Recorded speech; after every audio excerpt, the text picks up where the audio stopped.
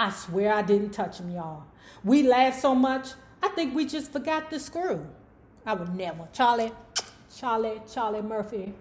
I would never have so much fun with you that I would forget to screw you before that night is up.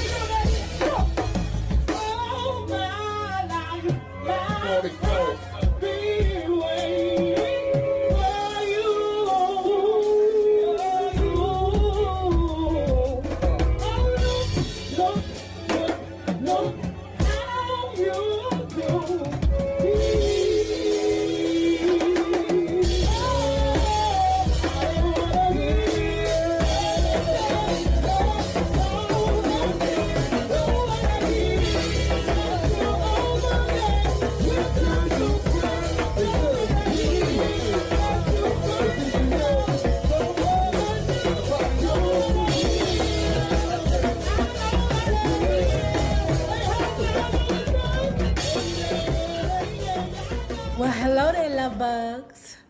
Hello there, bellas. If you have not already done so, please remember to like, share to Facebook, subscribe, and visit uptopbeauty.com. Today's lookies would be our, what is these?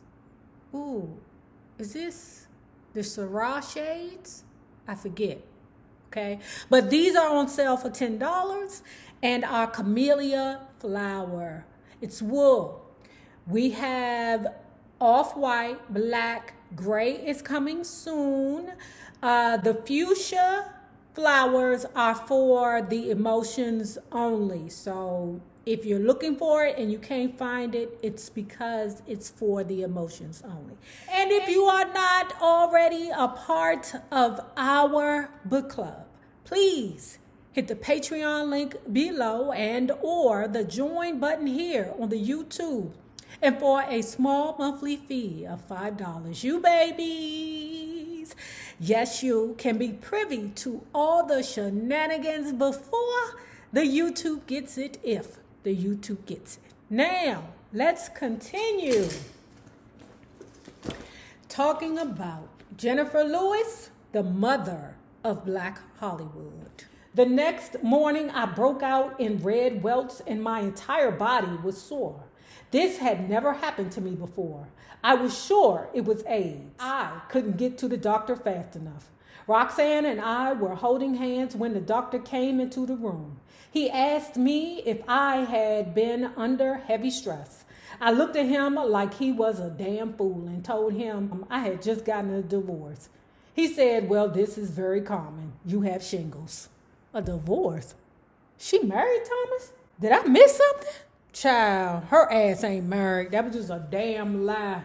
After we shot the pilot for Love Court, things got really busy for me during the next few months, but not in Hollywood. She was approached with a great opportunity to do a concert in Paris featuring her and several wonderful singers. Sharon McKnight, Lena Katarakis, and Naomi Moody, and Nancy Lamott. Okay, I returned to LA and had good auditions for shows on CBS and ABC and at MTM, which was Mary Tyler Moore's production company. It was disappointing when the Love Court pilot didn't get picked up, but nonetheless, things were moving in the right direction and stardom seemed within reach. More opportunities came along, including a pilot with Eddie Murphy called What's Alan Watching, which unfortunately did not make it to the airwaves. Around this time, I went on to date Eddie's brother, Charlie Murphy. Oh, I love the Charlie Murphy. My only regret is that I didn't get a chance to talk shit to him before he passed. That is my only regret. Okay, when it comes down to that Charlie Murphy. Charlie Murphy, I swear I didn't touch him, y'all. We laughed so much, I think we just forgot the screw. I would never. Charlie Murphy. I would never have so much fun with you that I would forget to screw you before the night is over. Okay? And run and tell everybody about it. In March 1990, I was cast in my first regular television role on Crosstown. The series star was Tony Alda of the famous Alda acting family. I was nervous as hell. It was the first time I had acted on camera on a consistent basis. During the second day of filming, the director stopped her and had to pull her to the side and go, wait a minute. What are you yelling for? Why you so loud, girl? And it's because she come from the theater. You know, in the theater that you have to enunciate and project because you need people all the way in the back to hear you. Okay, so she pronunciating and enunciating.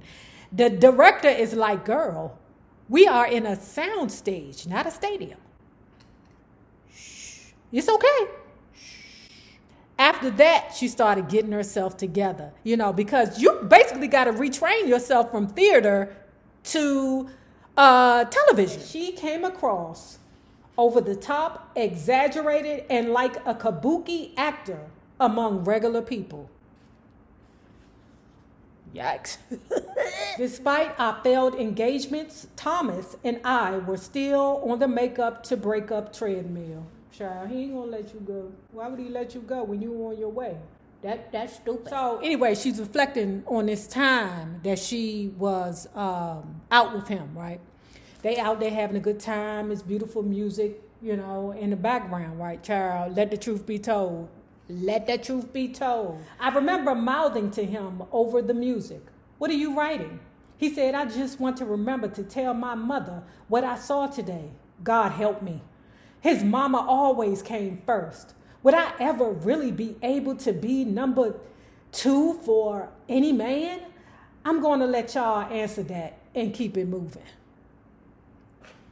So when it was fresh and new and she didn't know the ninja's business, oh, it was all sunshine and butterflies, you know, river streams and all that. So we finding out that the reason now why she don't want to be bothered with him is because he a mama boy. Thing possible, I make all my nephews aunties boys. Matter of fact, they are. I love my nephews. I ran into Bette one day while hiking the Hollywood Reservoir with my friend Tom Fennessy. She had just started work on a new movie, which turned out to be Beaches. She got me a featured role in a number written by Mark Shaman called Otto Titzling, a fictional account of the invention of the bra, wherein my already oversized bosom was customed in outrageously huge falsies. During a break, Mark, Bette, and I walked out to the Wilshire Boulevard, child, and started titty twisting all over the place in their costume. People looking at them like, is them bitches okay? Is they okay? But wait a minute, is that Bette Midler back there? Is that Bette? Oh my God, it's Bette. Child, she got this new dude, right? Tucker is a porn dude, right? And she said that Tucker introduced her to porn, but I never really liked it. It gave me a headache. I ain't never heard that before, that porn gives you a headache. Tucker also introduced me to the waterbed thing. He liked waterbeds because he had back problems courtesy of the Vietnam War. Shit, if that's all he got, that's a very fortunate man. Well, you know what? You know what's crazy? A lot of military men are addicted to porn. What is that about? And prostitutes. I love y'all military men. I love y'all. I'm just telling you the truth. Okay, I'm sorry. Shout to La Vista, but I'm sorry. All the splashing around spoiled the rhythm. I pretended to fall on the floor so we could finish up on solid ground. I discovered how annoying it was to have sex wearing Lee press-on nails. I had to wear them for a television show, but they made sex difficult. A few men complained. Poor bastards. Could you imagine? Could you imagine what it would be like to be, you know, hitting this blicker right here and the nails just scratching all up against the pickle? Not my fault. I flew to New York for auditions. I was already in emotional distress when I arrived for the audition at a nondescript office building. My scene was with Peter Horton, the director and one of the show's stars. Right from the start, things went south. I was auditioning for the character of Rosie, but I was drowning in the character of Jennifer and wearing a mask. I felt like my entire career depended on this one audition, a crushing weight that made it impossible for me to focus on the character or remember the lines. I became overwrought, and for the first time in my life, I said, I can't do it. Peter Horton was lovely. Yes, you can, Jennifer. I started over, but simply could not get the words out. I thanked Peter and, barely holding myself together, walked blindly out of the room. As soon as I stepped into the elevator, I completely lost all control, sobbing and gulping as I slid down the wall and melted into a puddle on the floor. It had been 6 years since I'd seen Miguel. He had aged, but he was still fine and still mine. I had sublet my New York apartment, so we went to a hotel near the Museum of Natural History.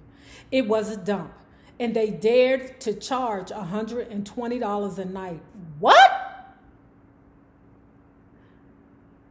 When is this, the 80s? Child, in the 80s, the hotels was like, this is $65 hotel, $55 hotel. Hey. The next morning, I walked him to the train station before he went down the dirty staircase to the N train. He turned back and said, you have to have some babies, Jennifer, so you'll have something to live for when you get old. That's what they try to do. They try to trick you. That's what they do. They trick you, okay, with their deviousness. Okay, they try to make you have a baby to settle you down. Not me, not your girl. Do you know how many men was like, Nay, you being selfish for not having a baby, okay? What? That's selfishness? No, selfish is having a baby and knowing damn well that you don't want no damn baby, okay? Not that I got a problem, because I had a niece and 4 nephews, okay? I'm telling you, it's not that I got a problem with kids, but I know me. All right, I knew me a long time. And when I'm talking about these people that be like, you need to have a baby. For what? For what? To calm me down? But think about all them street dudes who tried to plug my ass. Oh, no, you would not plug the girl. You would not plug me, because street dudes believe the ignorant. Oh, I'm going to get her pregnant and she won't go nowhere. You won't get me, mother. Because women can get trapped too. You do know that. Okay. You got your old dude hanging around here. You ain't asking him to do nothing special. He living a lavish life, right? So guess what he gonna do? He gonna make sure he gets you pregnant. So then that way, his arrangement is that of every day for him. You his baby mama. You can't go nowhere. You is his come up, girl. The fact that I needed psychological help became even more evident after losing Miguel. During my nervous breakdown following my visit to Quitman's hospital room, Beverly had told me there is no greater journey than the journey within. Her words touched me deeply. I trusted and loved her enough to know that I should follow her advice.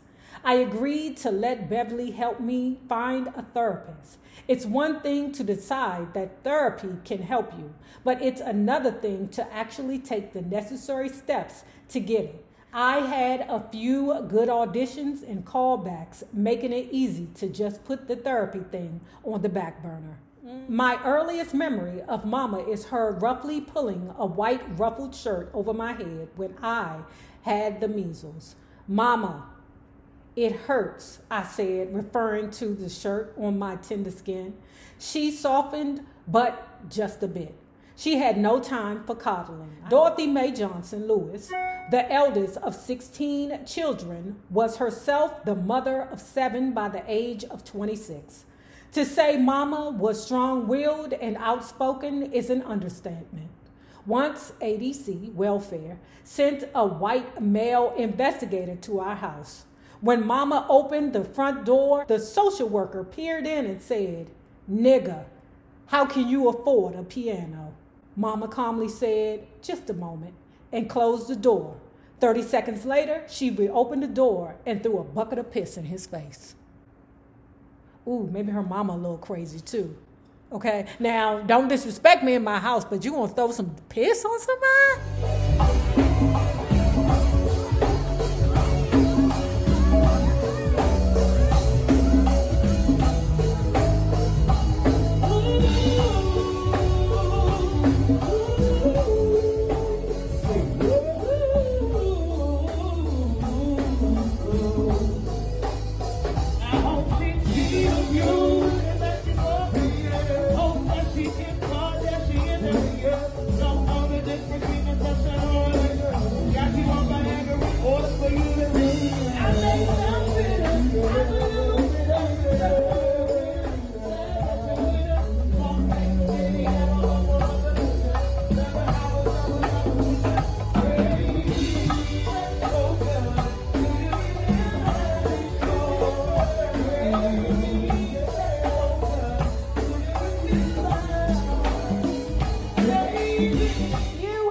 not already done so. Please remember to like, share to Facebook, subscribe, and visit uptopbeauty.com.